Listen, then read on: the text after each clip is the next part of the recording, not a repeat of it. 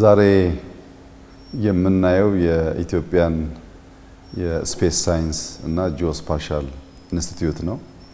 ይህ ተቋም ከተቋቋመ በጣም ጥቂት አመታቱ ነው። የሚሸፍነው ስኮፕ ከከርሰ ምድር እስከ ስፔስ ያለው ለልማት አስፈላጊ የሆኑ ዳታዎች የመለየት አናላይዝ ማድረግና ለውሳኔ በሚያመች መልኩ ማቅረብ ነው አንዱ ስራቸው። እና ሲጀመር ጥቂት አመታት ስለሆኑት በዚህ ደረጃ የደረጀ ተቋም የማየት ጉጉት ቢኖረንም ግን አልጠበቅም። ስፔስ ሳይንስ እና ጂኦስፓሻል በጣም ጥሩ ደረጃ ነው ያሉት፣ ፋውንዴሽን ተጥሏል። እንግዲህ ዛሬ ባየነው ከከርሰ ምድር ስንነሳ የት አካባቢ የከርሰ ምድር ውሃ እንዳለ ለመለየት የሚያስችል ጥናት እየሰሩ ይገኛሉ።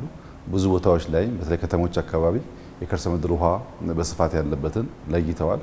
በኢትዮጵያ ያሉ ሀይቆች ባለፉት 10-15 አመታት የነበራቸውን ሳይዝ እየጨመሩ ያሉትን ባሉበት የቆሙትን ለምን እንደቆሙ ጭምር የውሃ ሀብታችንን የሚለይ ስራ እየሰሩ ይገኛሉ።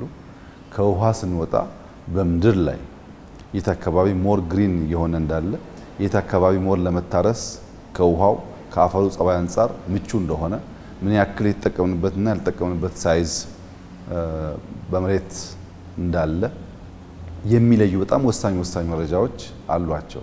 ለምሳሌ ህዳሴን እንኳን ብንወስድ ከጀመርንበት ጊዜ ጀምሮ ውሃ እየያዝን ስንሄድ ያለው አጠቃላይ ፒክቸር የሚታየው እዚህ ነው እና በውሃ በመሬት እየተገነባ ያለው እውቀት በጣም ተስፋ ሰጪ ነው። በጂኦስፓሻል ቅድም እንዳያችሁት በፓርሰል ደረጃ እያንዳንዱ ላንድ ዩኒክ ኮድ ሰጥተው መለየት ይችላል። የእያንዳንዱ ፓርሰል ላንድ በዩኒክ ኮድ ተለየ ማለት ማን ይኖርበታል፣ የፈለገ ሰው ታክሰስ ያደርገዋል። ይሄ በመሸጥ መለወጥ በድለላ ያለውን ችግር ሁሉ ለመቀነስ አውቶሜትድ የሆነ መረጃ መንግስት እንዲያገኝና የተስተካከለ ውሳኔ ለመወሰን የሚያስችል ሆኖ የሚያገለግል ነው እና ከላንድ ኢንፎርሜሽን ሲስተም አንፃር ተቋሙ እያደገ ያለበት ደረጃ ካርታን ከማተም ዲጂታላይዝ ከማድረግ አልፎ በአፕሊኬሽን ደረጃ እየሄደበት ያለው ርቀት እጅግ ተስፋ የሚሰጥ ነው። ከዚያ በተጨማሪ በስፔስ ሁላችን እንደምናውቀው ባለፉት ጥቂት አመታት 2 ሳተላይት ወደ ምህዋር ልከዋል። ሶስተኛውን በምርምር ላይ ነው ያሉት። በሚቀጥለው አመት ወይም 2 አመት ውስጥ ሶስተኛው ሳተላይት ለኢትዮጵያ ለማምጠቅ አቅደው እየሰሩ ነው። ይሄም በጣም ደስ የሚል ዜና ነው። ይሄ ተቋም ከተፈጠረ በኋላ ነው ኢትዮጵያ እንግዲህ የስፔስ ሳይንስ ክለብ ውስጥ ተቀላቀለችው። ከዚህ በተጨማሪ የሂውመን ካፒታል ዴቨሎፕመንት ላይ ሰው ማዘጋጀት ላይ የስፔስ ሳይንስ እየሄደ ያለበት መንገድ በጣም ትምህርት ሰጪ ነው። በአንድ በኩል በሃየር ኢንስቲትዩሽን በማስተርስ እና ፒኤችዲ ያስመርቃል፣ ተማሪዎች ያዘጋጃል። በሌላ መንገድ ደግሞ ህፃናት ፍላጎት ያላቸው ታለንት ያላቸውን በመቶ የሚቆጠሩ በሰመር ካምፕ እየወሰደ እያሰለጠነ ከነሱ ውስጥ ተስፋ ያላቸውን የስታርታፕ ዩኒት አላቸው እዛ እያዘጋጁ ወደ ማርኬት ያወጣሉ። ይሄ በጣም ትልቅ ስራ ነው። ይሄን አስፍተው እና ጠንክረው ከያዙ በስፔስ ሳይንስ አካባቢ ላይ ቢዝነስ መስራት የሚችሉ ሰዎችን ለመፍጠር የሚያስችል አውድ ተፈጥሯል ማለት ነው። ከዚያ በተጨማሪ የእንጦጦ ኦብዘርቫቶሪ ከዚህ ቀደም የነበረውን አቅም በከፍተኛ ደረጃ አሳድገው መረጃቸው ለሎካል ብቻ ሳይሆን ከኢንተርናሽናል መሰል ተቋማት ጋር በትብብር ለመስራት የሚያስችል አቅም ገንብተዋል። ከነሱ የሚወጣው መረጃ ኢንተርናሽናል ተቋማትም በደስታ የሚቀበሉት ሆኗል፣ የሚያምኑት ሆኗል። ይሄን እንግዲህ በጥቂት አመታት ውስጥ ማየት በጣም ደስታ የሚሰጥ ጉዳይ ነው። ምክንያቱም ታስታውሱ ከሆነ ስፔስ ኤጀንሲ ሲቋቋም ብዙ ሽኩቻዎች ነበሩ። አሁን ለኢትዮጵያ ስፔስ ምን ያደርግላታል፣ ስፔስ ጊዜው አሁን ነው ወይ የሚል አከራካሪ ጉዳዮች ነበሩ። ለነገ ለትውልድ የሚሰሩ ስራዎች ላይ አርቀው ማሰብ የማይችሉ ቪዥን የሌላቸው ትውልድን ታሳቢ የማያደርጉ ሰዎች፣ ለእለት ጉርስ ብቻ የሚጨነቁ ሰዎች፣ የእለት ጉርስ ብቻ የሚያኖር የሚመስላቸው ሰዎች የዛሬውን ጉዳይ ሊያነሱ ይችላሉ።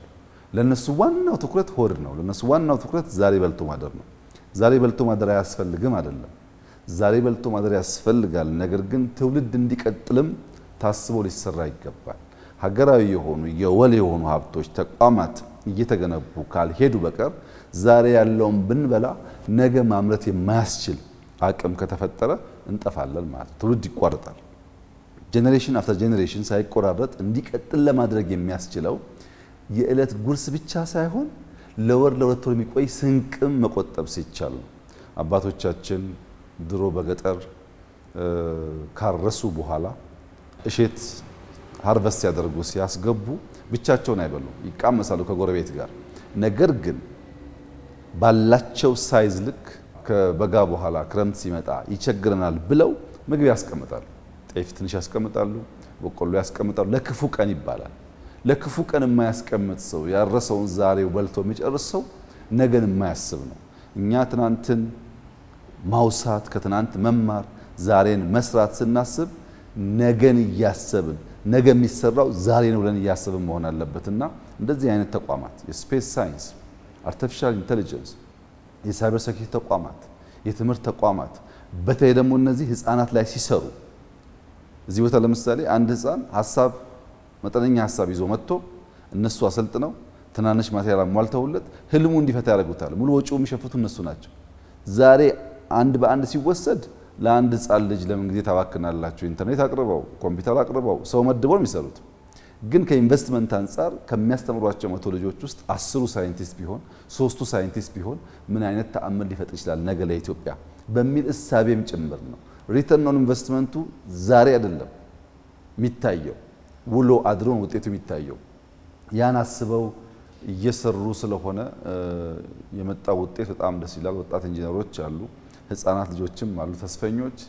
ይሄ ተቋም በርቶ ጠንክሮ የኢትዮጵያን የብልጽግና ህልም ለማረጋገጥ በእጅጉ እንደሚሰራ ተስፋ አለኝ። በስፔስ ሳይንስ በምድር ላይ ባለን እውቀትም በከርሰ ምድር እውቀት ጭምር ያደገ መረጃ ከሌለም በስተቀር ብልጽግና ማረጋገጥ አይቻልም እና ለነገ ለልጆቻችን የሚሆኑ ቋሚ ሀብት የሆኑ የሁላችን ሀብት የሆኑ ተቋማት በኢትዮጵያ እየፈጠሩ እያጠናከሩ መሄድ ያስፈልጋል። ዛሬ ባየነው በጣም ተደስተናል።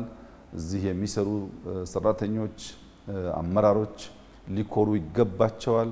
መኩራት ብቻ ሳይሆን ሀገር የሚሰራው በዚህ አግባብ እንደሆነ አምነው ለነገው ትውልድ የሚበጅን መሰረት መጣል ቀዳሚ ተግባራቸው መሆን ይጠበቅበታል። ኢትዮጵያ ተስፋ አላት። ኢትዮጵያ በነገ በሚያስፈልጉ ጉዳዮች ላይ የጀመረችበትና ፋውንዴሽን የጣለበት መንገድ ለልጆቻችን የተሻለ ዓለም እየተፈጠረ እንደሆነ ያሳያል። ነገን እያሰብን ዛሬ ተክተን መስራት ያስፈልጋል። የዛሬ ጉዳት፣ የዛሬ መቸገር፣ የዛሬ መጉደል የተሻለ ነገን ለልጆቻችን መፍጠር እንደሆነ እያሰብን መኖር ያስፈልጋል። ለዚህ ትውልድ ብቻ ሳይሆን የሚቀጥለው ትውልድ ስራም በተወሰነ ደረጃ የኛ ኃላፊነት መሆኑን አምነን መትጋት አለብን። ከዚህ አንፃር እጅግ አመርቂና ተስፋ ሰጪ ጅማሮ ነው ያለው። የኢትዮጵያ ብልጽግና በሁሉም አስፔክት ሲታይ የሚረጋገጥ የሚጨበጥ መሆኑን ያሳያል። ኢትዮጵያ ታንሰራራለች በዚህ ዓመት ብለን ነበር። እንግዲህ በሁሉም ሴክተር እንደምናየው ኢትዮጵያ እያንሰራራች ነው። ይሄው ይቀጥላል። ለልጆቻችን የበለጸገች የማትለምን በልታ የምታድር ለሳይንስ ባዕድ ያልሆነች በሳይንስ የሆነ ሐሳብ ኮንትሪቢዩት ማድረግ የምትችል መፍጠር የምትችል ከሌላው ዓለም ጋር መነጋገር የሚያስችል ብቃት ያላት ኢትዮጵያን ለልጆቻችን እናስረክባለን። እጅግ አድርጌ አመሰግናለሁ።